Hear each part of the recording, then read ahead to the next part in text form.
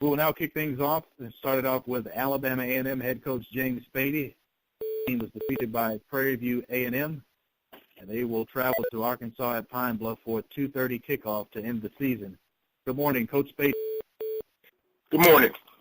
Thanks for joining us, Coach. If you could revisit the your game against Prairie View and preview Arkansas Pine Bluff around that season. Yeah, tough weekend, man. Really, really tough game. You have 627 yards, man, 94 plays and 38 minutes of possession time, and you lose the game. You got a quarterback that throws for 430 yards on a torn ACL.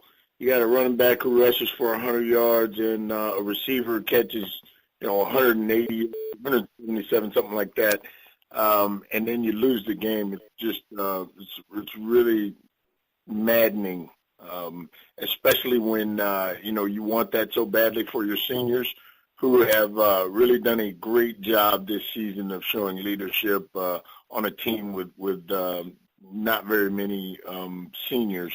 And so, we really wanted that win for our seniors and weren't able to pull it out. And that's just, it's kind of the way it goes, I guess. We're going to have to continue to put one step in front of the other and try to turn the corner as a football team. We've got one more opportunity to do it. We go to Pine Bluff on Saturday, and we're going to play Arkansas Pine Bluff. And, of course, it doesn't get any easier. That's a good football team that we're going to face. And, what you want to do is you want to try to play fundamental football. You got to do a good job in the special teams areas. Got to do a good job on offense and defense, and make sure you put together a full game so that you can the team that makes the least amount of mistakes, the team that does plays with the best effort is the one that's going to win, and that's what we've got to prepare for this week. Floor is now open for Alabama A&M head coach James Spady. Remember to use the command *6 to unmute your phones.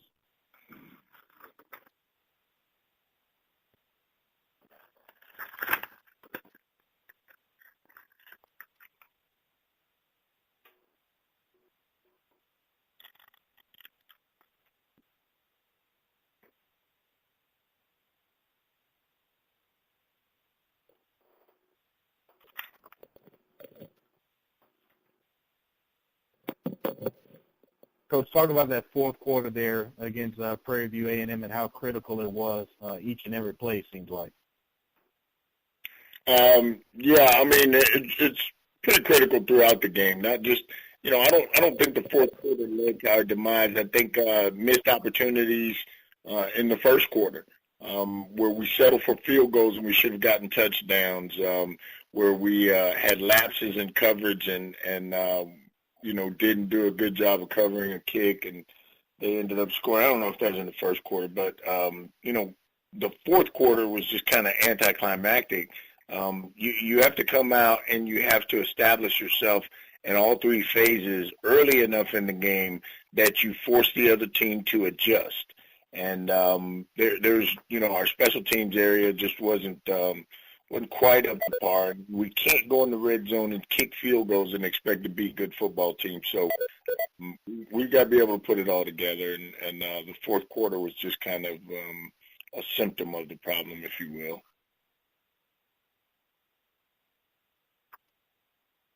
Also taking questions for James Spady, head coach at Alabama A&M. Yeah, Coach Spady, I see Morrell with the Pine Bluff commercial. Coach, for your first season, and you had the one game left against UAPB, but can you summarize, what ups and downs have led to the first year that you've had? Well, it's been quite a learning process, both for me and our football team. I think, ups and downs are going to happen no matter whether, you're in your 15th year or whether you're in your first year. It makes no difference. There's going to be ups and downs. What we've been able to do, though, is as we get, I don't know that you could ever do this, but boy, if you could switch things around where you get the experience on the front end, if you get the experience of things on the front end, we've gotten to the point now where we understand each other as a football team. I know what guys are capable of. They know what they expect from their coaches, and of course that only came with us playing games. Had we had this kind of experience and this kind of knowledge at the beginning of the year, the results may have been completely different. But this has been, an eye-opening experience this year. It's been a great experience. I don't mean to make anyone think that it was negative. It's been a great experience. Love this football team. I love the effort. I love the resilience. I love their heart. And I just wish we had a little bit more time to be together. But we've only got one more opportunity, and we're looking forward to getting down there and going through it. Mm-hmm.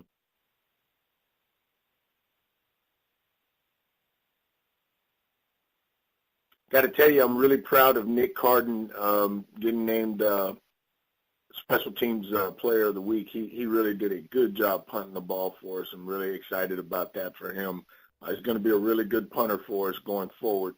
A lot of good football players on our football team are going to be exceptional going forward. And so I just wanted to make sure, Nick got his just due. That was a very good game by him.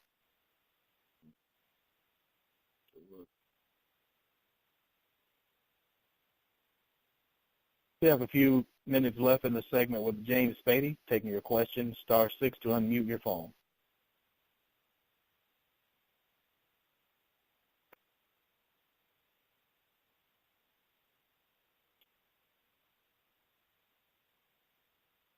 If anybody's interested, I was also very pleased with the effort that Jamison Lee put forth. The guy's playing on one leg. I mean, he's got a torn ACL. It's his choice to play. And 430 yards pass. I mean, that's amazing. He really has led this football team all season. I wish I had him for another year, but, I think it would be unfair if I did. But just to watch this guy go through the season and show the kind of class and toughness that he's shown, I don't think I've been around another football player like him. Coach, sticking with Jamison Lee, comparatively when you first arrived at A&M and watching him grow just since that span up until now, talk about his strides. How much improvement have you seen over the course of the year? Oh, my God. I'm telling you, if I had another year with him, we could make a lot of noise. He has grown tremendously just in his understanding of, we preach situational football. That's something that we talk about on a daily basis. Just his understanding of how to react to each situation. It has come almost 180 degrees since the beginning of the season. I've watched him grow physically. The guy's beat up. His body is absolutely torn to shreds, and yet he has been able to piece himself together and perform for 4 quarters for most of the year. And, I mean, it really fills me with a lot of pride to watch the way he has reacted and the way he has grown since day one till now. It's an amazing feat, and it's totally due to him and his parents, the way they've raised him, and he's just a class individual.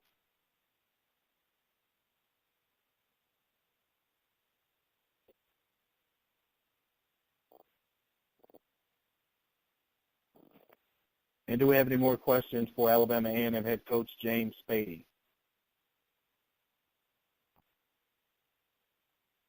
Coach, thank you very much for joining us all season long, and we wish you guys the best the rest of the year.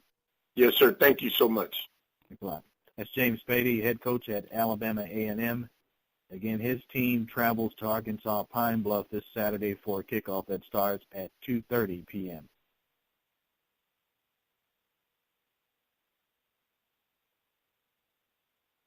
Next up on the call, we go to Alabama State University, where the Hornets defeated Grambling State, and they will host Stillman in the annual Turkey Day Classic, and the kickoff is set for 1 p.m. Saturday.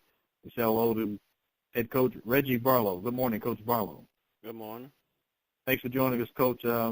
Revisit your game against Grambling and preview homecoming, if you will, this Saturday. Yeah, this is we went to Grambling to play against a really good team, well coached, and a lot of great athletes down on that team. And we were able to go down and went down 13-0, I think, and knew it would be tough to play down there against them. But our guys fought back. We been blessed with a group of guys that really just care for each other and care for their coaches. And, despite all the things that they've had to overcome this season, they just continue to compete and play and play with great energy, and just really enjoyed watching them play on Saturday. It was a good win for us, a big win for us, and that gives us something to feel good about, as we get near the end of the season. This week we got Stillman. This is our first homecoming, new homecoming. We've had the Turkey Day Classic, which was played on Thanksgiving ever since I can remember. And now this is our first annual homecoming where it's not on Thanksgiving, and the students won't have to make a decision whether or not they want to go home or stay here for the game.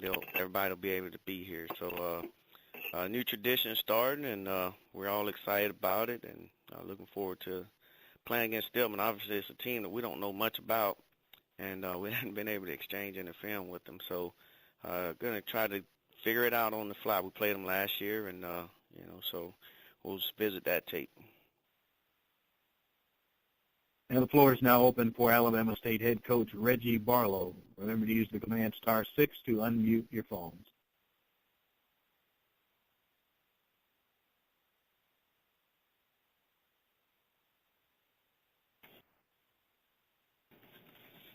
Coach, you got it. Go ahead, Darrell. Yeah, Coach, tell us a little bit how the offense really got going this week, because you had to make several changes, and, of course, you're still very beat up, and yet you still were able to get a lot of production out of your offense. Yeah, Coach Kites and the offensive guys, they really came up with a nice game plan and put guys in position to make plays. We changed some things up. We were missing our tight end Barnes, so we kind of used Higginbottom as our tight end, who's he's an offensive lineman. But so we were able to do some things running game wise by having an extra lineman in there to block. But Malcolm, he's continuing to run the ball hard, and Khalid, when he came in, he ran hard, and even Kinsey that came in and did some things, and Jameer Hanna, the freshman receiver, made a couple explosive plays for us, and just other guys stepping up. I mean, we lose our top guy in DeMario Bell, but E.J. Henderson, a guy who hadn't caught very many passes all season, he scores 2 touchdowns for us, and so it's just coaches just doing a good job, and these guys they just keep working, and we're finding a way. And just really proud of the effort that these guys put forth this weekend.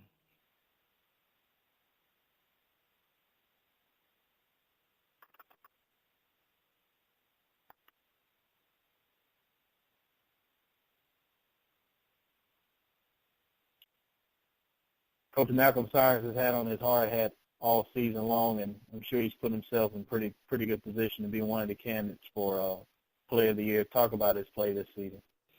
Yeah, Malcolm has been great. He's just, he's an old throwback. I mean, he don't complain. He's a self-starter. He works hard. He understands protection, and he will protect. He catches the ball well out of the backfield. He can run for power in between the tackles and inside, and he runs on the edge well. Just a solid guy, and he's really matured and become really a leader in that running back room, and he's I think about 200 yards or so from 2,000 or something for the season. I don't know, but real close to breaking the single season record for rushes here. So we're excited for him, and he's been banged up and stuff all year, but just a warrior, and we appreciate having Malcolm here for the last 4 years.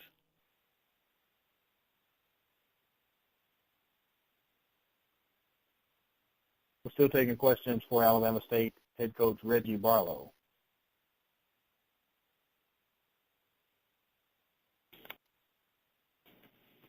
Coach, this is Darrell again. How different is it going to be this year having your Turkey Day Classic and homecoming be on a Saturday and not the day of Thanksgiving? Really different. I mean, for me, growing up here in Montgomery and obviously, playing here, that's what it's always been, regardless if it was Tuskegee or somebody else. It's always been on Thanksgiving, but just talking with the students and the student athletes and guys that play here with me, I mean, it's, you don't have to make a decision now whether or not you want to go home for Thanksgiving or do you want to stay because of homecoming. So now they can have both. They get a chance to have homecoming and, go to the game and then, of course, be able to take off and go home for Thanksgiving. So it'll be different. I'm looking forward to everybody embracing it and, making it our own. I mean, for years we've technically haven't had, per se, a homecoming for the students, and now they'll be here, and I think everybody's excited about it, step shows and concerts and the parade and all that stuff. So we're going to embrace it and have a good time with it.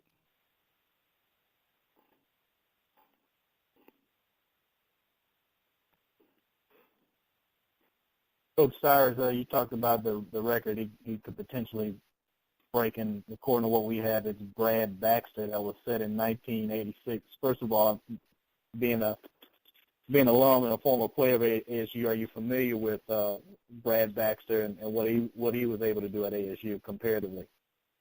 Man, Brad Baxter was a grown man. I mean, he was a big old guy, big running back, and played in the NFL for the New York Jets, and he was really a solid football player here, and I still get cards, NFL cards that his fans are mailing here that, wants him to sign for him and stuff. But he was a solid football player here, and obviously the numbers that he put up shows the consistency. I think he, went over 1,000 or so about 2 or 3 years in a row. So just a solid football player, and it's the fact that Malcolm is close to breaking that record is a special treat.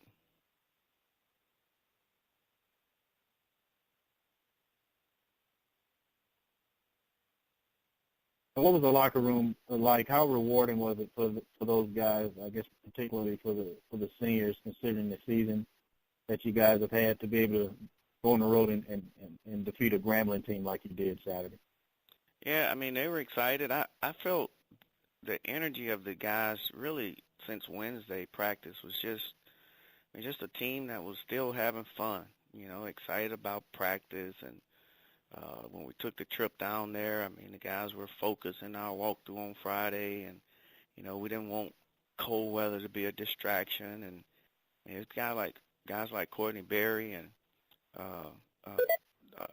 Justin Mitchell, and those guys just stepped up and said, hey, let's get this done. Let's go play. Let's play together as a team, and let's overcome any adversity that we may be faced with in the game. I mean, we've turned the ball over there in the red zone a lot of times, but the guys just kept chopping, and so it was rewarding for those seniors. Those guys have put out a lot, and that was their last SWAC game, and against a really good team. So we were happy to be able to go there and compete, and of course be able to come away with the victory.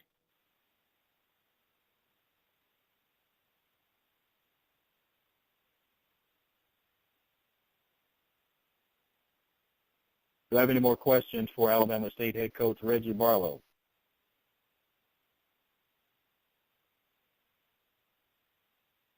Coach, thank you very much for joining us, and we wish you well the rest of the way. Thank you very much. Right on, thanks. That's Reggie Barlow, Alabama State head football coach, whose team defeated Grambling this past weekend. They will host Stillman for homecoming in the Turkey Day Classic, and it gets underway at 1 p.m.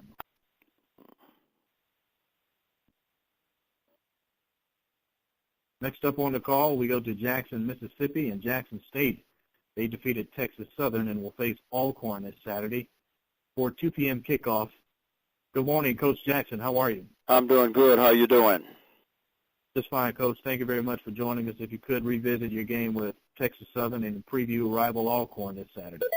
Well, I'll tell you, it was a game that we needed to win. We had to go out and win a ball game because the guys, they've been working hard all year and, just coming up a little short. And And like I've been saying all year is that it's not necessarily nobody really say they beat us. It's just that what we're doing to ourselves. You can't go out and turn the ball over and make mistakes and all that and expect to come out and win a ball game when you're hurting yourself from the get-go. You're playing a good opponent, and then you're going out and doing something that we, not expecting to go out and do. And that's what we've been doing. We've been turning the ball over, making a lot of penalties, and that would get you beat in a day.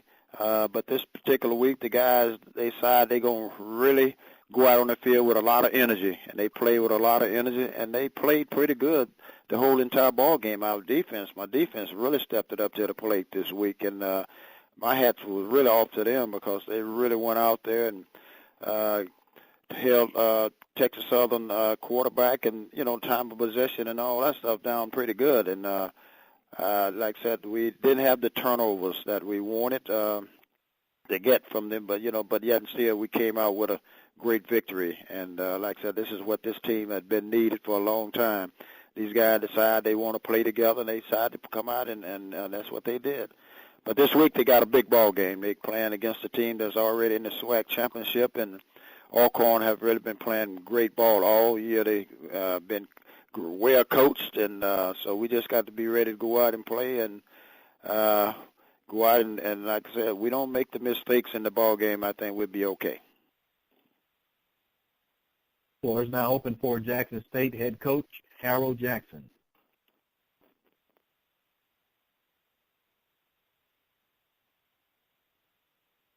Hey, Coach Jackson, good morning. How you doing? I'm doing great. How you doing? This is Charles Edmond from WPRL. All right, Charles. How you doing? Doing pretty good, Coach. Of course, being a Jacksonian yourself, Alcorn-Jackson State rivalry, just give us your thoughts and what you think of the rivalry as a player and now as a coach. Well, you know what, back during the days, Alcorn and Jackson always have been a big rival. Like I said, go back way back during the time, and I know every time we would face Alcorn or Alcorn face Jackson, it doesn't matter where it is, they always going to go out and fight. And like I said, they're going to show their best ball game. And like I said, Jackson don't want to lose and Alcorn don't want to lose, so we just got to go out and try to win a ball game, one more ball game before the season over. Like I said, Alcorn is already in the SWAC championship, and they're riding high. Like I said, they have been very coached, well-coached football team, and we just got to go out and we just hope we can get some turnovers in the ball game. And our defense played the way they played last week against Texas Southern, and we got to get out. I just got to get my offense going a little bit more, because like I said, we hadn't been great in third down situation, and when you get your third down, that's when you move the change and keep your defense on the sideline. We just got to work a little bit harder, a little bit more on that, and once we accomplish that, I think we'd be, well on our way. But right now, that's where we are right now, still working on third down situations. Coach, defensively, do you feel like you've kind of turned the corner a little bit? Going back to Alabama State, it was a 3-3 game at the half, and then you kind of kept Texas Southern's offense in check. Despite the struggles at times this season, do you think your defense has found a little rhythm? I think so.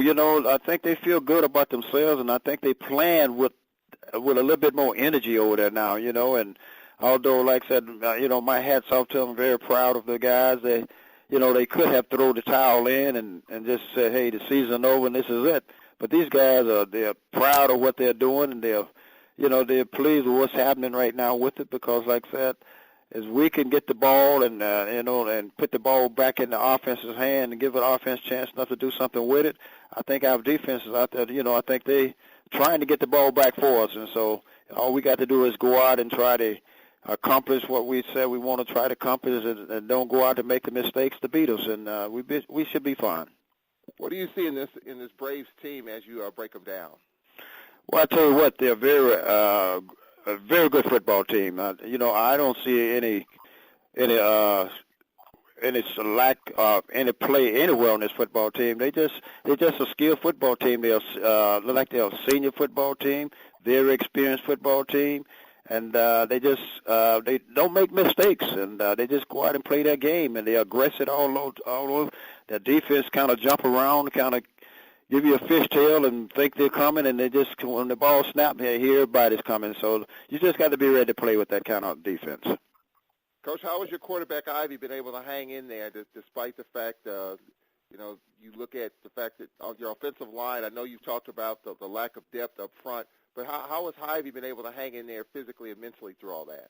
Well, you know what, I kind of had to calm him down a little bit last weekend because he knows some guys, when he got up front up there trying to protect for him and everything, like I tell him, like I said, you just can't come off the sideline, getting at nobody because we all make mistakes. And so you got to realize there are sometimes that you make mistakes also. And so you don't expect for nobody to come up in your face and holler at you or whatever, But I'll tell you one thing about it, though. Hey, my hat's off to him because he have definitely taken a beating. When most quarterbacks take a beating that way, have a tendency to become shy on the football field, But like I said, he is hanging in there, and we just hope we can get him through this ball game here and hope after this game here we can go out and try to get him some help.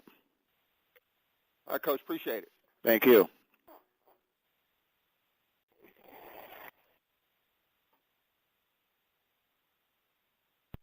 We still have time in this segment left with Harold Jackson, head coach at Jackson State. Remember to use the command *6 to unmute your phone.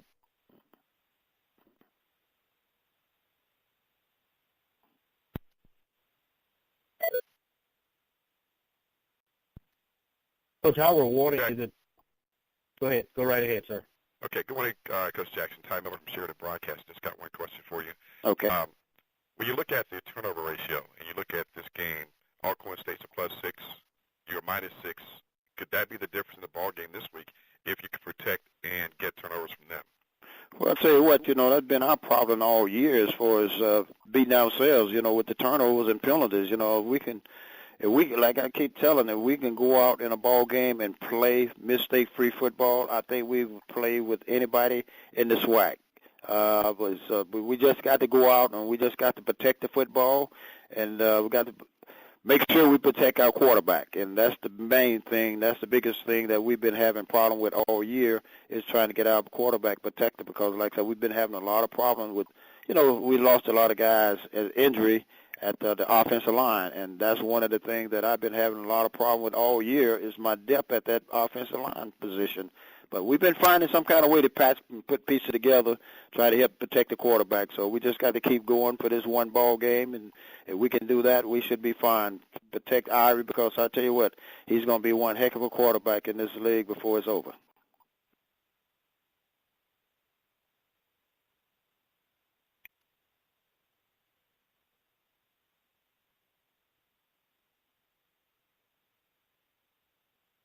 Coach, Texas Southern at times has had some explosive plays on offense. How rewarding was it for you to be able to hold them for roughly 48 yards passing throughout the game? Well, I'll tell you what, my hat's off to my defense coordinator because that's one of the things that they wanted to do is go down and kind of shut them down, But, it's kind of hard to shut a team down, especially a team like Texas Southern, But, yet still we was able to do that, And then what I go back and look at our situation in that ball game, and we had 8 turnovers, and matter of fact, we had 8 fumbles in that ball game, and I think we only got 3 of them back. No, we gave up 3, and like I said, with the quarterback and the running back, with that handoff, trying to pull the ball back, and they fumble the ball, and like I said, that's one of the things that we got to work on and make sure we don't do that against Alcorn, because like I said, if that happened this week, like I said, it happened in practice. Once it, like I told the coach the other day, if it happened in practice, you got to make sure it's going to happen in the ball game, and that's what happened Saturday night. Coach, thank you very much for your time. We appreciate you joining us all week long and all season long, that is, and good luck to you this coming Saturday. Hey, thank you. Thank you very much. That's Harold Jackson, head coach at Jackson State. His team will play Alcorn State this Saturday, and the kickoff is set for 2 p.m.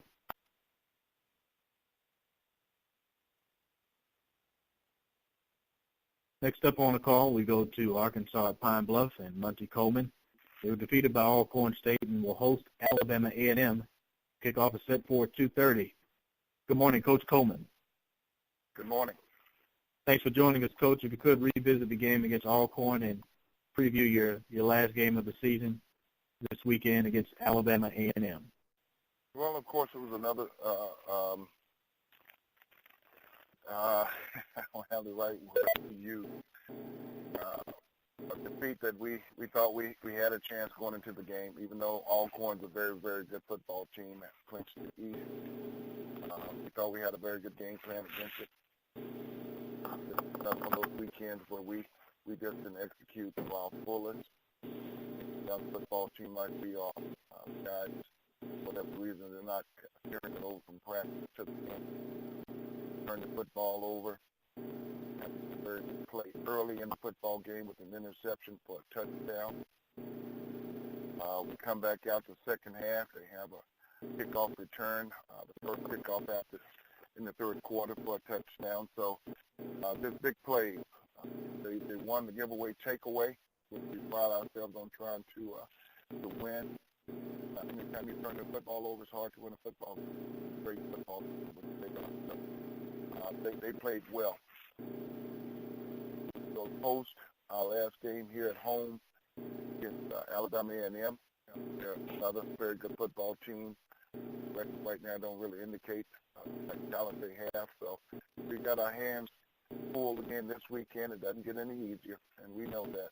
We've got to be hitting on all cylinders in order to win this football game. So it's our last game of the season. It's senior night for our boys. So we will use that senior night to hope give us that momentum to send our seniors out with that last collegiate.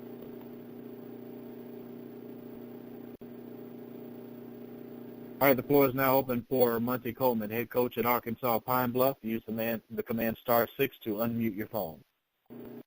Hey, Coach, this is IC at the commercial. Is starting to settle in that your life without Dan Henderson, college football-wise, be concluded after this week?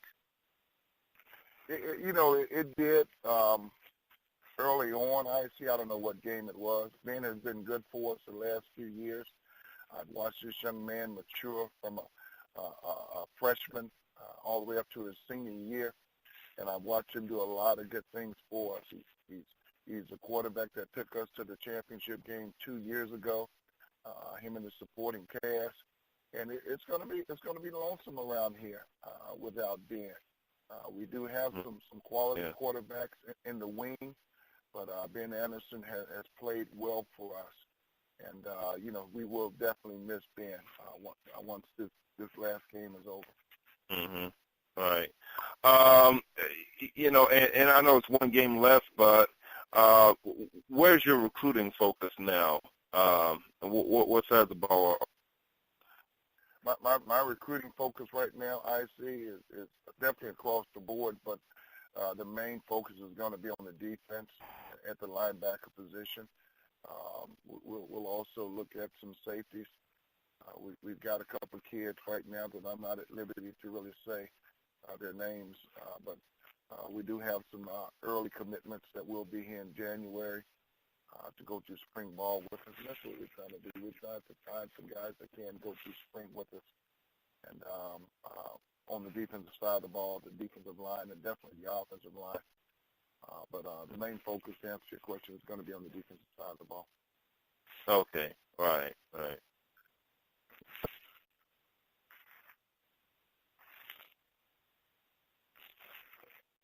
Still taking questions for Monte Coleman, head coach at Arkansas Pine Bluff.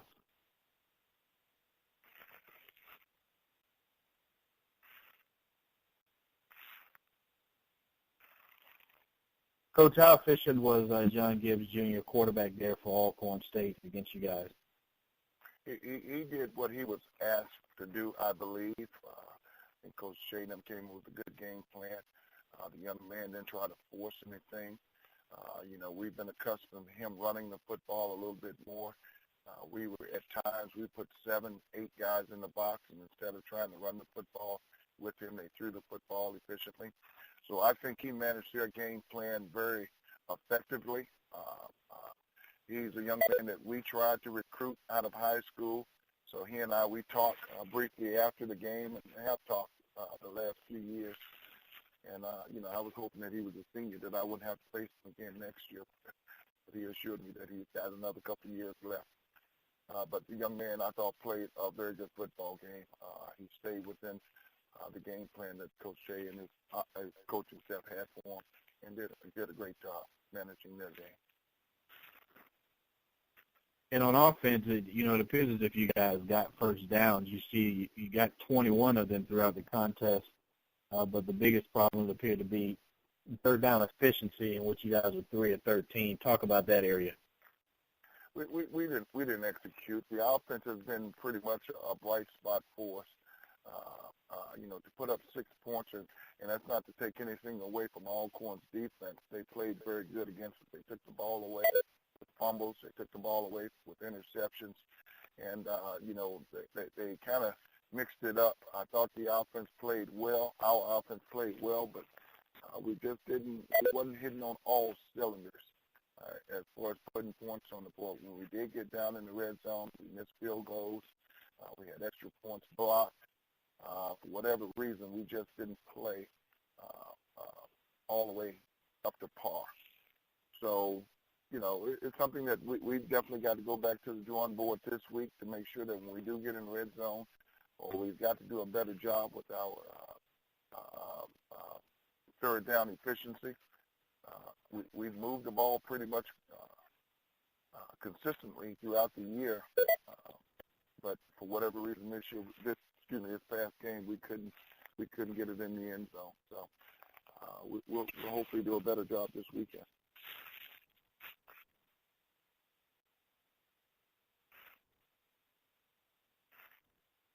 One of your bright spots on the evening was Brian Hanley, 134 yards on 24 carries. Talk about his play. Brian has been a very good runner for us this year, a young man that walked to our football team. He's out of Monticello, Arkansas. The young man runs with a passion, and we're very fortunate to have him with us right now running the football. To run against Alcorn's defense and put up the numbers that he had shows his tenacity. And, we've got a couple 2 years left with him. So the thing that we've got to do now is just build around him. He's pretty much won the starting running back position for next year and get him in better shape. Now, he did fumble the football 2 times in this particular contest. And the thing that we've got to do is make sure that he understands the importance, I know he does, of securing the ball and having it high and tight when he's going through the holes, because great defenses like Alcorn and all the others, they're going to be pulling at it, trying to get it out of there. He's got to get stronger with his point of attack, point of pressure on the football, and protect the football just a little bit better for us. But very proud of his rushing effort in the particular football game. And hopefully he'll continue to do that for us in the near future.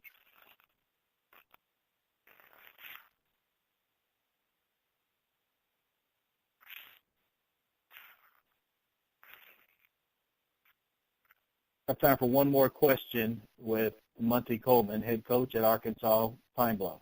*6 to unmute your phone.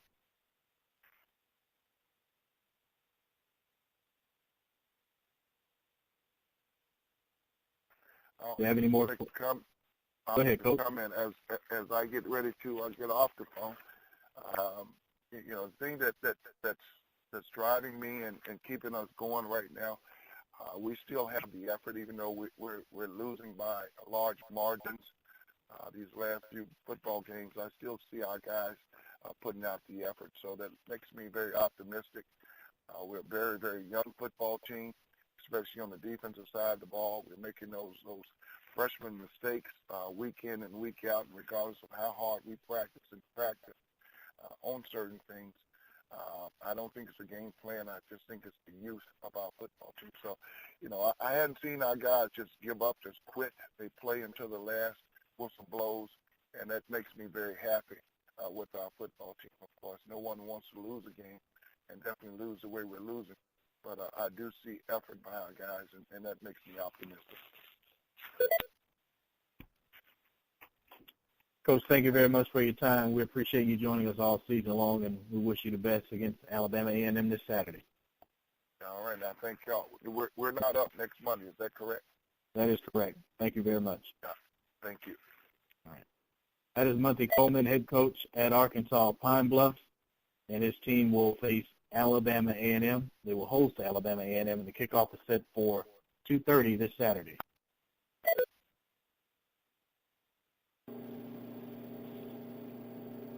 Next up on the call, we go to Grambling State University. His team was defeated by Alabama State this past weekend. They will have a bye week this Saturday before playing in the Bayou Classic against Southern on November 29th. Good morning, Coach Broadrick Fobbs. How are you? Good morning. Thanks for joining us, Coach. Please revisit the game with Alabama State and talk about your plans over the next couple of weeks before facing Southern. Well, I tell you, we played an exceptional football team at Alabama State. Very, very talented football team that really got after us up front on both sides of the ball, offensively and defensively.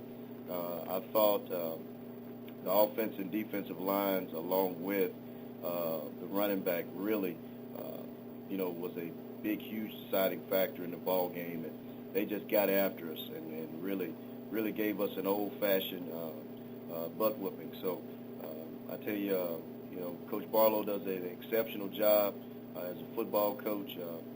Being able to win a number of games and to do what he's done, really says a lot about him. But I thought we could have done a better job of playing with a lot more energy. I thought our kids. We started off well and jumped out, because of a couple of mistakes that they made. But all in all, I think we didn't play well, and I think a lot of that had to do with Alabama State. I thought they really came to play, and those kids played well and played hard and really got after us. We planned this week and to go back to the drawing board and scratch where it itches and look at the mistakes that we made. I thought we did a poor job of lining up defensively. Also thought we did a poor job of offensively of making sure we were doing things correctly in the passing game and also in the running game. But that has nothing to do with the way that they pretty much just beat up on us. But we have to get back to doing things the way that we know how to do things, and I know I have a really good staff, a quality staff, and we'll make sure that we do that. All right, the floor is now open for Broadrick Fobbs, head coach at Grambling State University. And Coach, before we resume, we'll wait till someone takes us off hold. Please stand by. All right, the floor is now open for Grambling State head football coach Broadrick Fobbs. Use the command *6 to unmute your phones. Coach Fobbs, good morning to you. Ty Miller from Sheridan Broadcasting. Hi, Mr. Miller. One of the comments I read in the postgame was that you said it was a much-needed loss. Can you go ahead to explain that further? Well, I think the last 3 or 4 weeks, we've been battling a little bit of complacency, and it's something that I've noticed, and we haven't played well. We've been fortunate to dodge the bullet in the last 2 or 3 weeks, but I thought we were a little bit too relaxed and a little bit complacent, and we didn't play with enough juice, in all of those games. And we ran into a team that took advantage of it, and, they really kicked us in the mouth, So, there are times, if you're going to lose a game, you never want to lose, but, if you're going to lose a game, it's better to lose one that really has no effect on the outcome of the season more so than one that does. So we never want to lose, but sometimes there's lessons that need to be taught, and we thought Alabama State did a really good job of teaching us that lesson. Hey, Coach, when you talk about the impact that it had, you're right, it did have a teaching tool impact because all of your goals are still in front of you. So can you talk about that in terms of getting set for Southern in 2 weeks? Well, I think it helps us to get back to ground zero and focus and understand that we have to take care of business, and take care of it the way we know how to. We've been fortunate, to be in this position, and we have to understand and be grateful for being in this position by taking care of our responsibilities and doing what we need to do. So nothing changes for us. We're just going to go back to the drawing board. We're going to scratch away at itches because that's the only way we prepare. Is making sure that that we get better at the areas that are glaring.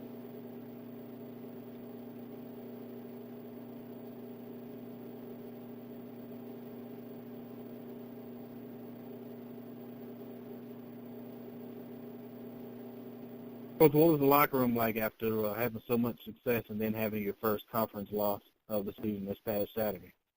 Well, I think it was a lot of tears, a lot of shock, a lot of disbelief, but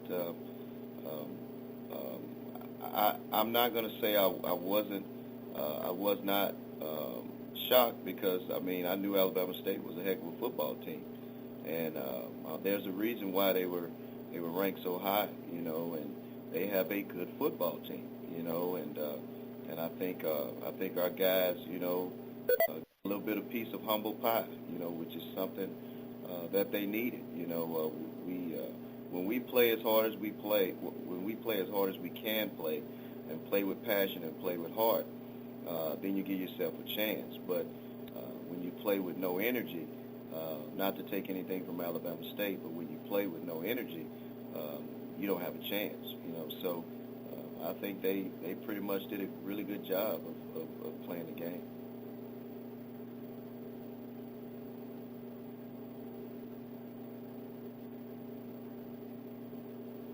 Still taking questions for Grambling State head coach Broadrick Fobbs.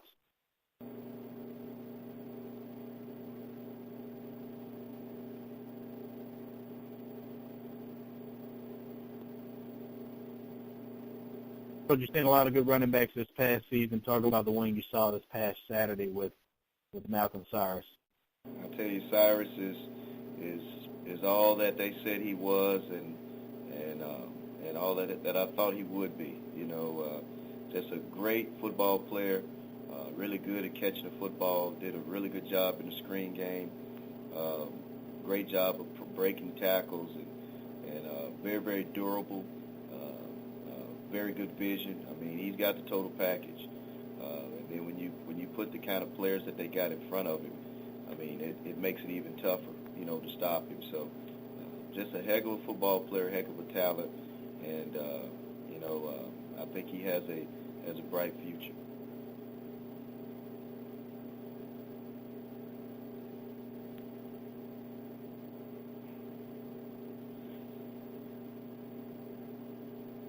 So as a former player, what's the difference between the rest of the weeks and the week getting ready for your arch rival in the Bayou Classic? Well, I think it's no different than any other week for us. We have to get better, and for us, you don't waste time when it comes to getting better. Today is the first opportunity to get better.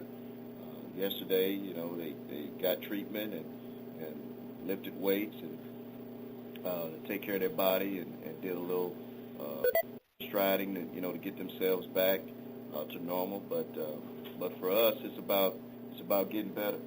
So we have to make sure that we start today doing that.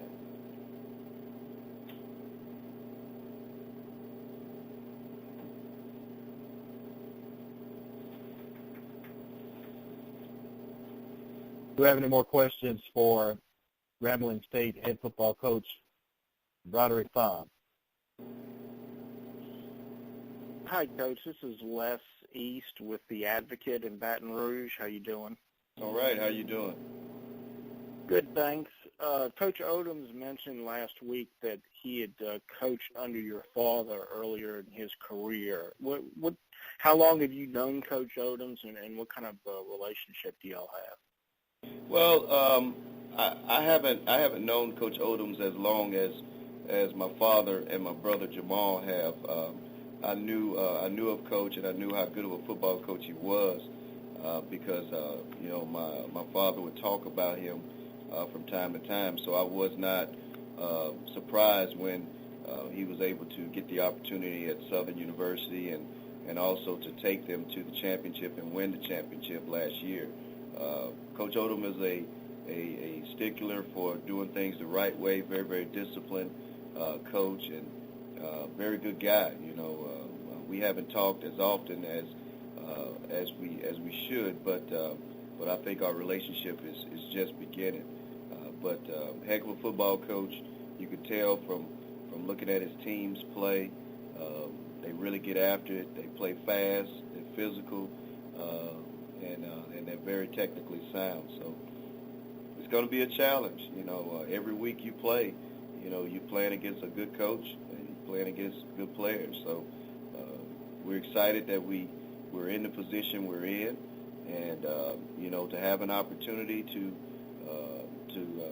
represent the West, in the conference, is what we aspired to do in the beginning. So everything's in front of us, and we look forward to the challenge. Thank you. Coach, thank you very much for joining us. We appreciate your time, and we wish you well the rest of the season. Obviously, a victory puts you in the SWAC football championship game, and if that's the case, we will talk to you on December 1st at 10 a.m. to preview the 2014 football championship. Thank you. Thanks a lot. That's Broadrick Fobbs, head coach at Grambling State.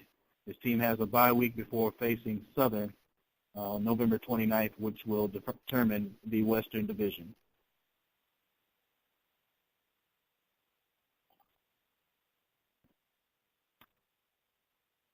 Next up on the call, we go to Alcorn State, and Alcorn State defeated Arkansas Pine Bluff, and they will face Jackson State this coming Saturday at 2 p.m. We'll say good morning to Alcorn State head football coach Jay Hopson. Good morning, Coach Hopson. Good morning. Thanks for joining us, Coach. Revisit your battle with Arkansas Pine Bluff and preview rival Jackson State this Saturday. Well, Pine Bluff, we did what we needed to do. I thought in that game we came out fast. It was a dangerous game. We have the utmost respect for Benjamin Anderson. We think he's just a great football player, and we were able to get a quick pick six, and then we had a nice long drive, so we were able to go bang, bang. I think that was really what we had to do against Pine Bluff, is get off to a fast start, and we did.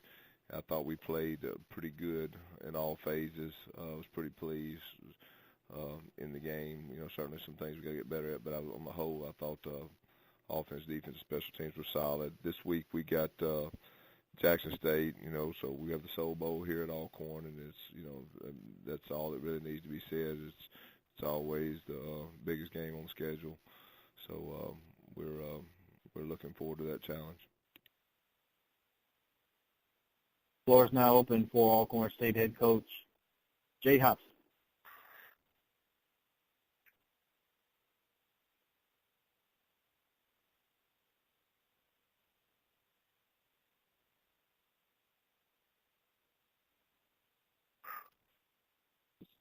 Coach, you talked about earlier in your call, you just mentioned that it was a dangerous game for you guys.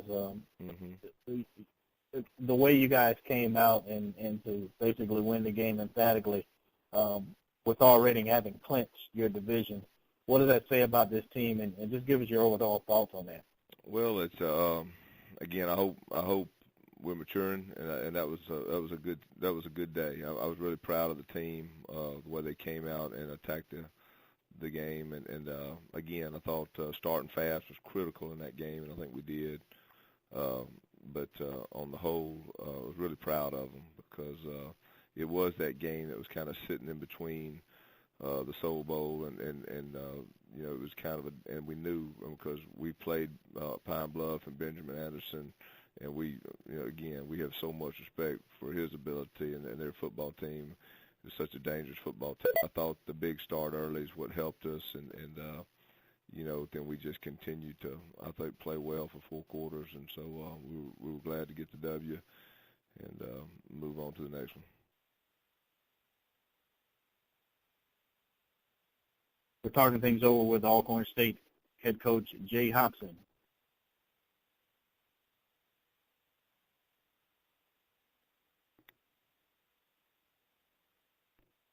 Coach, what was the game plan to minimize the big plays for Arkansas Pine Bluff's quarterback, Benjamin Anderson, who's had a pretty good career over the last 4 years? Well, I might have to keep that one I might have to keep that one in the back pocket a little bit. But I thought, I really thought defensively, I thought what we did do a good job of is I thought we did really a good job covering, and I thought I thought our defensive line played really fast and aggressive, so that's always a positive, and I thought they came ready to play and answer the bell. How efficient was John Gibbs Jr., 15 and 19, a pretty good completion percentage and 200 yards and 3 touchdowns on the day? John was really solid. He really was. Again, it's the beauty of having a quarterback that's played a lot of football, and I think he's matured and just really is a student of the game, and so that's always a positive when you get a guy that's played three years of football and has another year. And so, but John's got a lot of experience, and I thought he did a great job running our offense.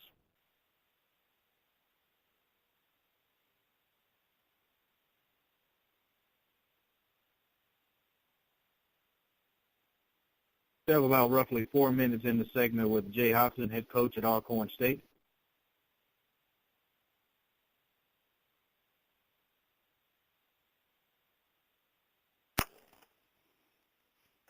Coach Hopson, Ken Rashad, HBCU Sports. How are you, sir? Yes, doing fine. Even though you are already a shoo-in for the SWAC championship game, and I know you probably would likely play this down, but has any talks of the possibility of maybe securing a national black college championship come into play? Has that been discussed with your team, or is that kind of like an underlying issue that tends to come up from time to time? Well, the thing is, you can't. Those type deals will take care of themselves at the end of the season. I think that's something that we're not going to really talk about. At the end of the day, this week, it's all Jackson State because the Soul Bowl is such a huge game for Alcorn and Jackson. But those things really aren't decided on the football field. So at the end of the day, we really don't spend a whole lot of time talking about that. We just only can control the controllables, and that's one thing we try to talk to our football team about. Coach Ty Miller from Sheridan Broadcasting, good morning to you. Hey, Ty. Coach, when it comes to this game, do you talk to your players? I'm sure you have about all bets are off about whatever's happened so far this year, what's ahead of you, because it is a rivalry game. Right, no question. It's this is a fun game to be a football player and a football coach. There'll be just a huge crowd here, and it's it's one of those games that just is fun to play in. It's why you play college football. So our guys certainly again, it's a game every year that's that game at the end of the season, and we're fortunate to have a game like that every year that has a big rival, and you get to play the last game of the season. It makes it fun. I think that's what makes college football fun. You have your rivalry weeks, and you have those type games. So it'll be really, really a special, fun afternoon for college football. Coach, there are a lot of parallels that are running this game between Jackson State and Alcorn State. A couple I'll point out to you: +6 on your side turnover ratio, -6 on theirs. 35 sacks for your team, 35 sacks against their team. So do you throw all that out the window too? Ty, you really kind of do. I mean, because each game kind of takes its own personality. And, what was done last week really has no relevance of what was done this week. And so I think it's something that, we know we've got a good football team coming into town, and we've got to prepare for them. And, you have to take it one game at a time. And I thought we did a good job of that last week of just getting ready for Pine Bluff. And now we have our rival game at the end of the season. So our guys have to prepare hard, and you hope you can continue to do the things that you're doing well this week and, every week. But, you have to you have to go out and prepare to be successful. And so hopefully we'll have a good week of practice and be ready to play.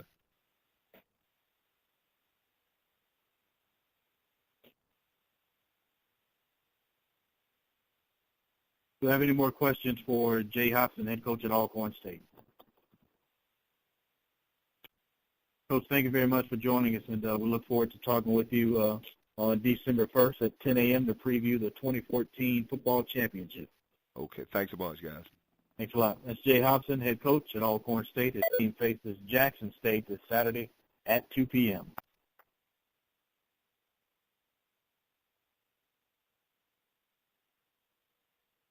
Next up on the call, we go to Mississippi Valley State, and the Delta Devils fell to Southern University, and they will end their season with a record of 2-6 overall and 1-8 in conference play. And we'll say good morning to head coach Rick Comegy. Good morning, Coach Comegy. Good morning. How are you? Just fine, Coach. Thank you very much for joining us. If you could review the game with Southern, and I guess give us a preview of what's in store for the off season and what's in store overall for Mississippi Valley State in the future. Okay. Well, thank you very much for the opportunity. I also, first of all, before beginning, I'd like to congratulate those teams that are doing well and fine for this conference championship. It'll be a great day for any team that makes it, and SWAC does it first class, and I'm sure they will enjoy it. Last week we played a good Southern football team. They were everything I expected them to be. We watched them on film. We knew they're a very talented team. We knew the type of coach, coming out. There was a no-nonsense guy that wanted to get it done. And so, we knew taking an approach to the game that we had to go in there and come out to shoot, and which we did. And, I thought we came out well. We played a good first quarter. And they came back at it again. We stubbed our own toe, giving up some big plays in that second quarter, and they just shot up with 30 points in that second quarter. A lot of them earned every time they touched the football. They pushed the ball down. Not on all mistakes, just on some of the things that they do well. And so they were out on us going into halftime at I think something like 30-14. We came back. We made some adjustments. We gave up a touchdown in the third quarter and one in the fourth. We just couldn't get on the board in the third or fourth quarter, but we kept them, down to 14 points in the second half. But it just wasn't too much because we gave up so much in the second quarter. And they played good football. That number 25 is tough. They got some great skill. Quarterback and, put the ball on the money and do a good job. I thought their O-line and defense played well. To keep us down and, the aggressive to the football.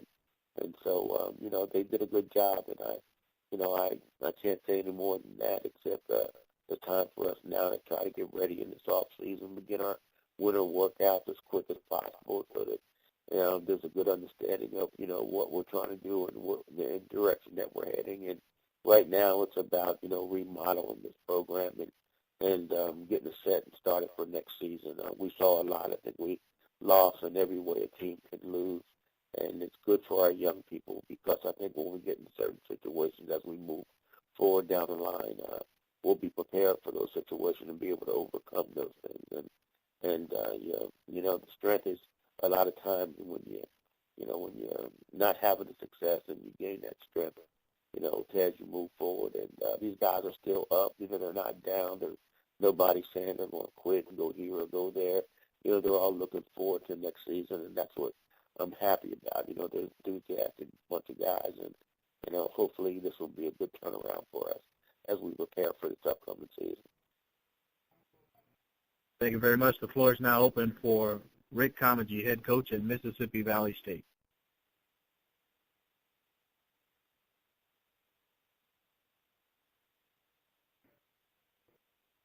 Well, his name has been brought up a lot over the course of the season, Coach. We're talking about Julian Stafford, who surpassed 1,000 yards, and the last player to do that in this league was 2012, and you also coached him as well, Rico Richardson, at Jackson State. Talk about his play this year.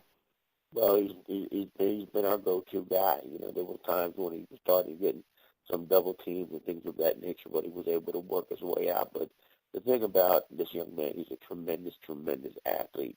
And he's as I said before, he's not as fast as he is quick, and his quickness will, I think, will overcome a lot of things that he'll, as he moves on with his future, or if he gets an opportunity, his quickness and his ability to run and catch the football is going to make it. And I'm talking about, when I say run, he's got good enough speed to get where he has to go, but he's got great quickness and excellent moves, and I think that's going to carry him in where he needs to be. So I'm really proud of him. I'm happy for his family.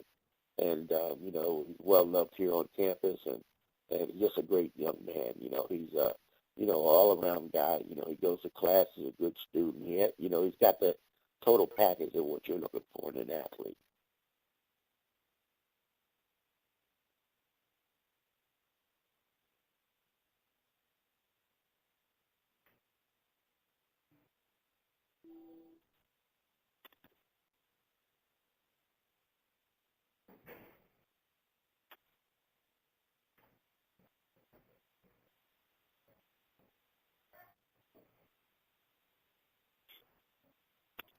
Please remember to use the command *6 to unmute your phone.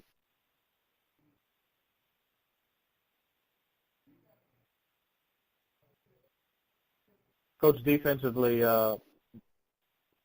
you gave up no points in the first quarter and only 7 in the third and fourth quarter. But talk about the second quarter and what went wrong there for you guys. Well, we're trying to punt. We're snapping over our heads. We're giving up, quarterback rather than throwing the ball, out of bounds when he's being rushed, taking that long, deep snap, losing field position. And we lost a lot of field position that created some scores for them, but a lot of times they've earned their scores. But then again, there were some calls that were made, but yet still calls are always going to be made. So you don't sit back and worry about those things, because it's going to be sometime for you, sometime against you. And so you go with that as part of the game.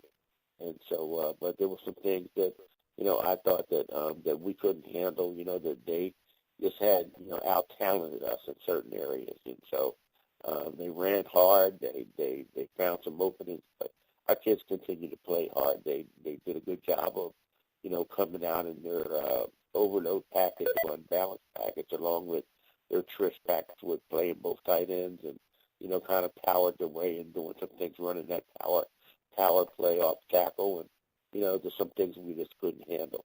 And so from a physical standpoint of view, you got to have guys that can, stand up and match talent. And I think they kind of got over-talented in some areas. And so they did a fine job.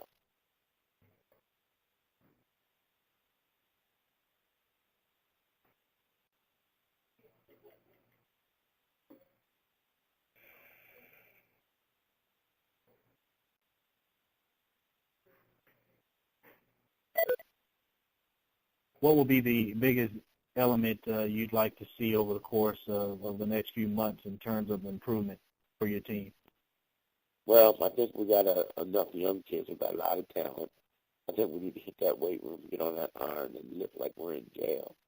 I think that's what we need to do. We need to get stronger, and we need to focus on football. We need everything they need to do is not should be academics and football, and turn it into a situation where their mindset is, during the course of the season, they're living for the game and not living for, this over here, this over there, and, distraction, things of that nature. And we got to find better ways of keeping the distraction down as well as a staff by getting them off campus on Friday nights and different things like that. It all takes a toll on these young people, when they got to keep up their academics, and yet still, they got to be able to keep focused on football at hand. When you don't have that situation or allow them to do that, then they're just young people, and you've got to bank on them doing the right things rather than being able to control the atmosphere. And we got to control the atmosphere just a little bit better. Coach, thank you very much for joining us all season long, and we look forward to talking with you next year. I appreciate it. Thank you so much. Thank you very much. That's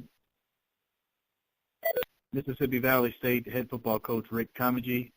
His team fell to Southern this past weekend to end the season at 2-6 overall and 1-8 in Southwestern Athletic Conference play, and their year comes to an end.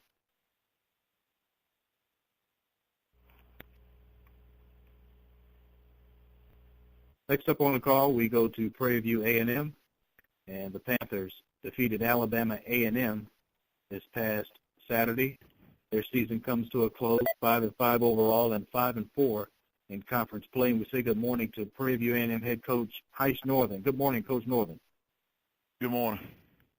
Thanks for joining us, Coach. If you could review the game with Alabama A&M and talk about your future with Prairie View. All right. Well, I guess to sort of go back to last week's game versus Alabama A&M, we and to be honest with you, I can say we're lucky to come away with a win. Our guys played hard, their guys played hard. But if you look at the stats of the game, you would, sort of wonder how in the world could Prairie View win the ball game. We had a few big plays to go our way. They snapped the ball over the punter's head, and I think that really sort of got us back in the ball game. So I think at that time we were down 12-0, and we got the ball at the 2, and I think on the very next play we scored, and sort of got us back into it. But it was a great game from a fan's point of view. A lot of back and forth. The fourth quarter probably was as exciting of a game as I have been in a while. But the big momentum swings, almost the what in the world is going on out there type of stuff happening for both teams. And like I said, at the end of the day, we were lucky the clock ran out when it did, because they were, probably on our 6 or 7 yard line with a chance to score, but time ran out. So it was a great win for our seniors. Starting off 0-4, winning 5 of the last 6 ball games. And the way we won that last ball game, it was sort of almost one of those in spite of types of things. That was the first time we flew to a game, and there was just so many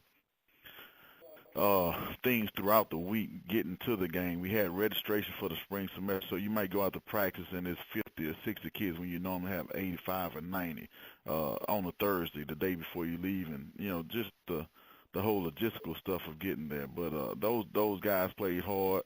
And we made enough plays. As far as moving forward, to be honest with you, I'm in the last year of my contract. I will keep working as hard as I can for Prairie View A&M until somebody tells me otherwise. So we're already, we're doing our exit interviews. We completed some on yesterday. Getting ready to hit the road recruiting. It's a lot. The good thing about being in Texas is high school football played Thursday, Friday, and Saturday. So if you have enough days, you get a chance to catch a whole lot of football and get a chance to get your eyes on a whole lot of recruits.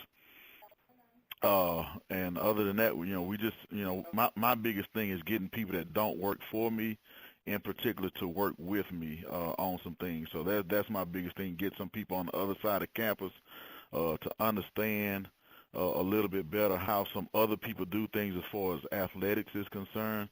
I think that's a big thing that I'm trying to do, and just get our guys more mentally in tune with football within, still dealing with the 8-hour rule and all those types of things. So, we're going to still keep plugging away at it. I'm happy for our seniors to go out the way that they did. Unfortunately, for the Bulldogs, those guys laid it on the line for Coach Spady. You have to take your hat off to that quarterback throwing for over 400 yards, with a torn ACL. And, those guys played their hearts out. But unfortunately, somebody did have to lose the ball game, and lucky for Prairie View, it was not us on that Saturday. All right, the floor is now open for Heish Northern, head coach at Prairie View A&M. What up, man? What's going down?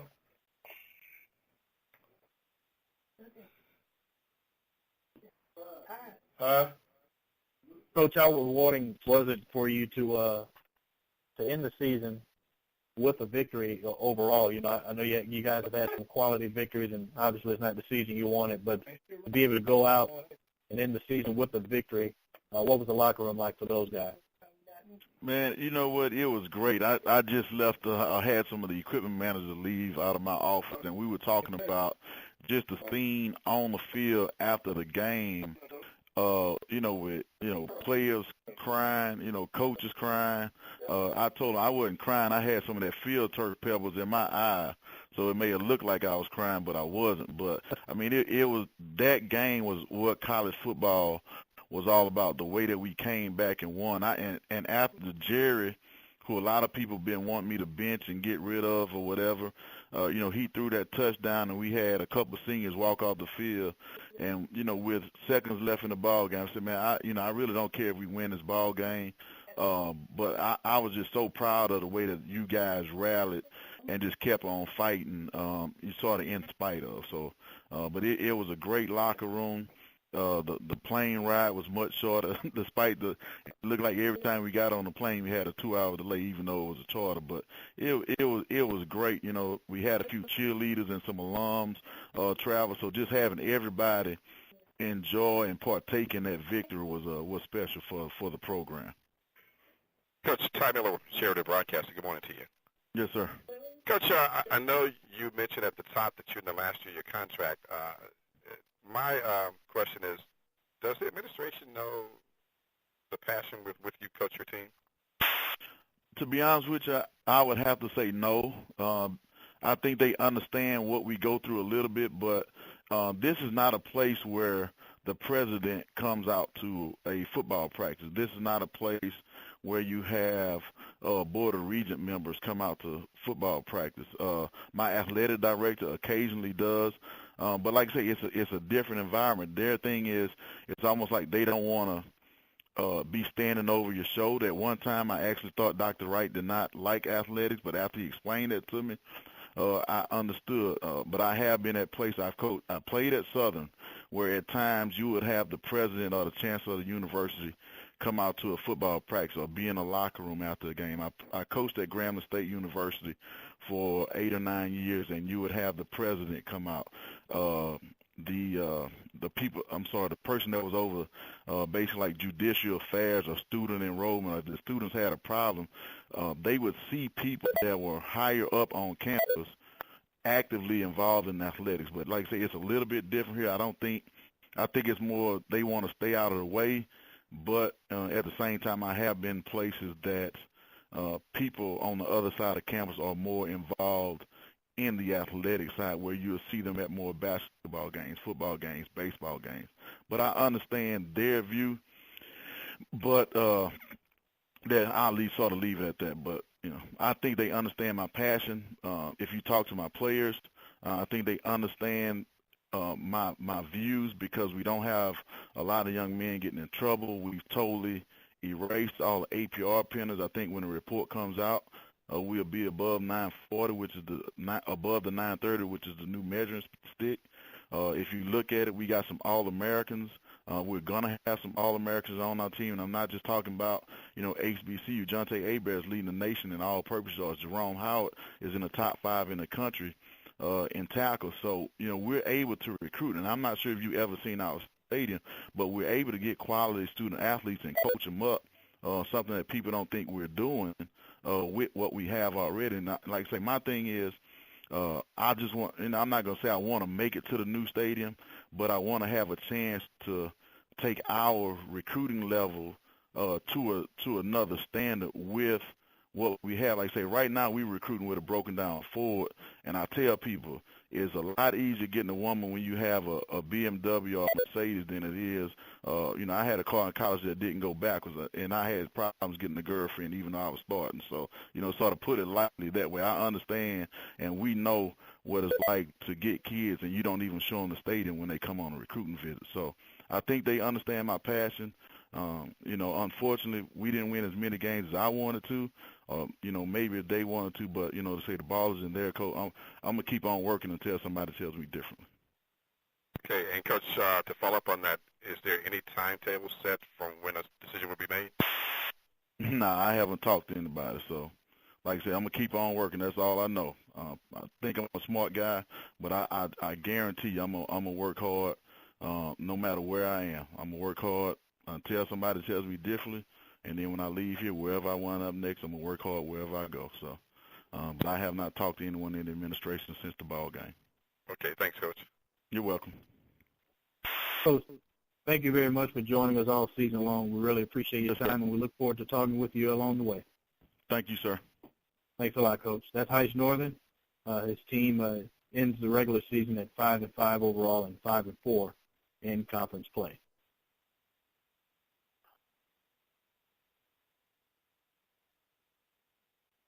Next up on the call, we go to Southern University, and their Southern Jags defeated Mississippi Valley State. They, too, have a bye week before facing Grambling in the Bayou Classic, November 29th. Good morning, Coach Odums. Thank you very much for joining us. Thank you. Thank you for having me. Yes, sir. Coach, if you could revisit the game with Mississippi Valley and preview the next couple of weeks before facing Grambling. Well, we played senior day here, man. It was a great night, great atmosphere, great weather. These seniors been through so much here at Southern, and it's just great to see them have smiles and, have a winning season and leave Mumford Stadium. We were 5-1 at home this year, so, they left the program the right way. Got a chance to play against Valley, and, Coach Comegy had his guys prepared. They got off to a good start. Looked up at the scoreboard. We were down 13-0, and then we got into that second quarter, and it sort of clicked with our guys that, we got to play and sort of hit another gear. And we've been getting better as the season go along. We finally got our guys back. They playing well together. They playing hard. They have some passion about playing football, and you can see the excitement when they're on the field. So we sort of hit a gear where we scored 30 unanswered points and found ourselves up, and everything else was history. I thought offensively, defensively, special teams, I thought we played pretty good. We had the missed snap there on the PAT where we didn't have the right protection, and we missed the kick. But other than that, I really was pleased with our special teams, and offensively, Leonard Tiller is closing in on 1,000 yards. He's running the ball hard. We had about 5 or 6 running backs to touch the ball, and that's good because you're starting to see those guys get back healthy. And defensively, I think it's a couple games in a row where we done been able to keep people out of the end zone in the second half. So overall, a very good experience for our seniors and a great win for our program. And so the floor is now open for Dawson Odums, head coach at Southern University.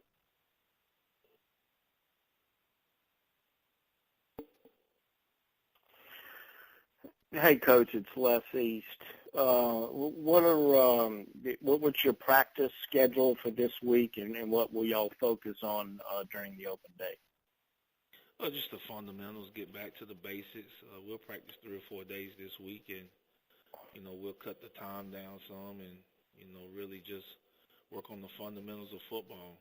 I mean, we got 2 weeks to prepare for our opponent, and we got to work on some things. We got to get better in certain areas, and we'll just go back to the basics and really get better at the fundamentals and get ready to play against a very good football team in the Bayou Classic.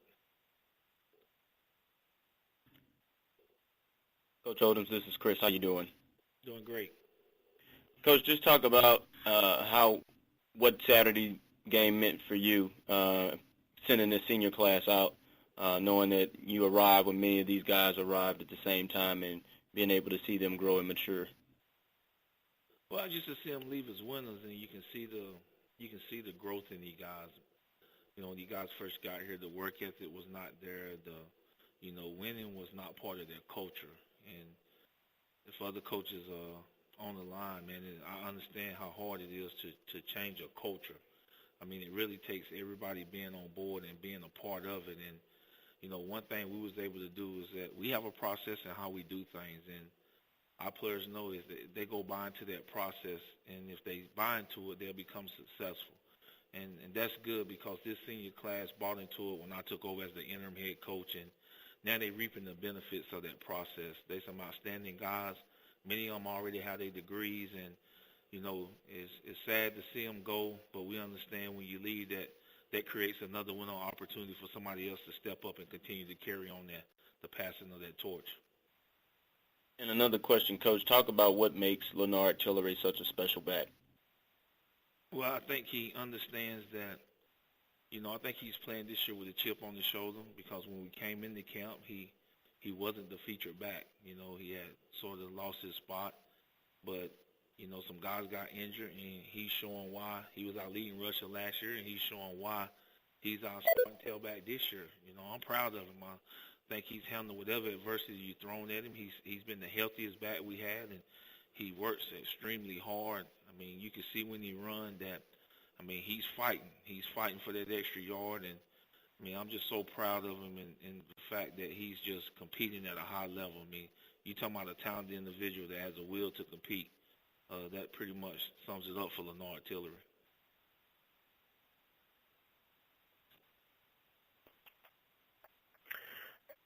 Hey, Coach, obviously this is an extremely difficult time for the Joseph family. Do you know what will Dre take some time away from the team this week, or will it be business as usual? Do you know?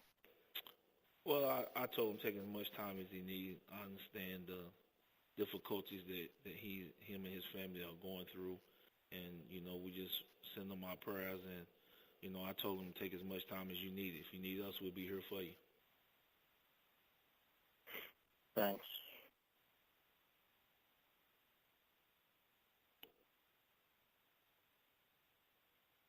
We have time left in the segment with Dawson Odums, head coach at Southern University. Remember to use the command *6 to unmute your phones.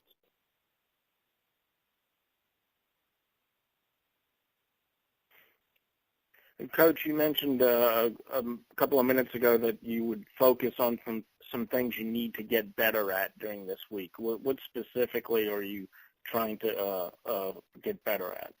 Well, blocking, tackling, you know, the usual, just the fundamentals of football, assignment, alignment, execution, you know, just making sure you know, we take time in the bye week to focus on us, you know, because we realize that if we play the kind of football that we're capable of playing, everything else will take care of itself. So we want to make sure that you get a chance to work on those fundamentals, man, just routine blocking, catching, and tackling, man. And I think if we can do those things and get better at those things, and it give us a chance to work on some of the younger guys. We got a bye week that, you know, you don't normally get this late in the year, so we get a chance to really work some younger guys as well. So I like where we are as a football program. You couldn't ask to be in no better predicament. We got a bye week. We're as healthy as we've been all year. We want to stay healthy, you know, but yet we want to get our work done. So it'll be a great test for us going into the Classic.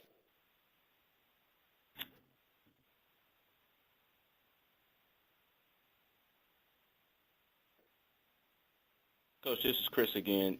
Now that Bayou Classic is here and the game is what it is in terms of determining the Western Division title, talk about how important it's going to be for your senior leaders to kind of help instruct the younger guys and how to conduct themselves during these next 2 weeks to kind of avoid the hype machine that's going out there for Bayou Classic and not get caught up in all that.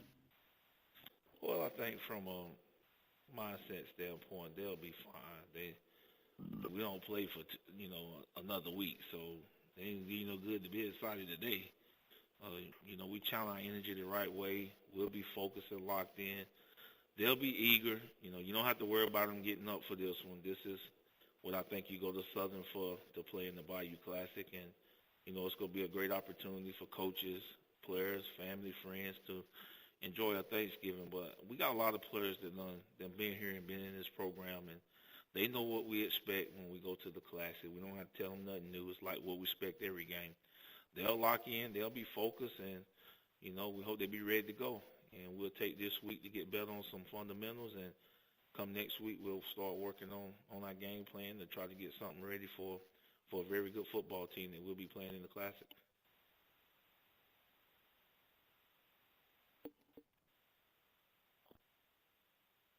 Do you have any more questions for Dawson Odums? Coach, thank you very much for joining us. We wish you well in the next couple of weeks, and of course, we will talk to you depending on the outcome of the Bayou Classic. With a win, we will talk to you on December 1st, which is on a Monday at 10 a.m. to preview the 2014 SWAC Football Championship. Well, thank y'all for having me. Happy Thanksgiving, everyone. Thanks a lot. That's Dawson Odums, head coach at Southern University. His team will face Grambling November 29th in the Bayou Classic.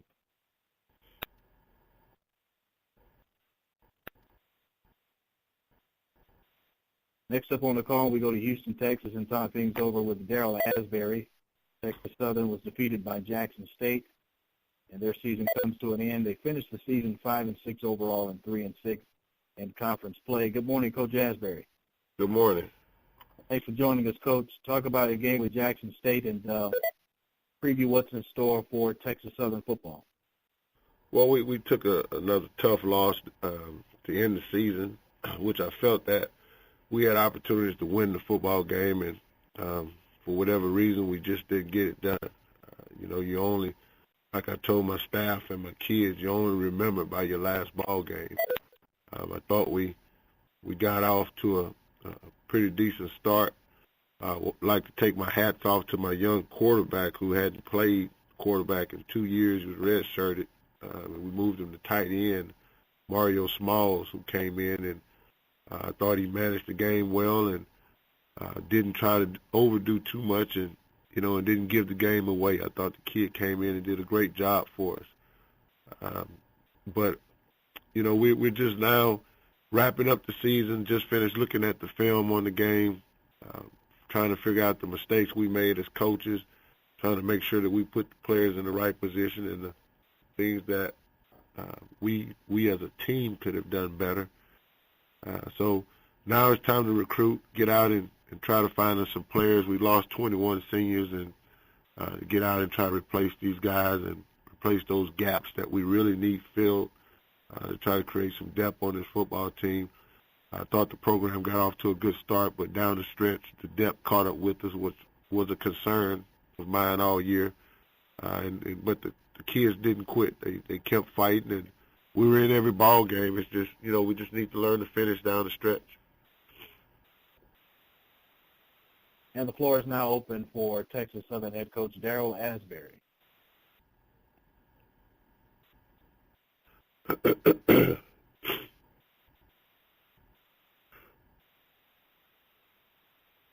Competitive game, coach, throughout 15-10. The score, as a matter of fact, sounds like those guys laid it out on the line for the last game of the season. They did. We just, they defense created some turnovers. The special teams was picked up the pace a little bit for us. We just needed to score some points. We didn't get that done, and we had situations and moments. It was 4th and 1. We need to get those 4th and 1s, and that was, I thought, the turning point of the game. You don't get those fourth down play. It's tough. Also, we were leading in third down conversions. I mean, we think we were like 3 for 13 on third down conversions. So, that was another blow for us that we didn't do well on. So when you have those situations like that, the penalties were not a factor. We eliminated the penalties. I thought the officiating crew did a great job on Saturday night. We just didn't get it done. Coach, what are some of the needs you'd like to address, I guess, in terms of personnel on the field for you guys in the next couple of months? Well, number one, I know the quarterback position and the running back position are the two top priorities right now. We're going to go out. We have a quarterback that we redshirted, junior college kid who will be here. He's here, actually. We'll get him going this spring.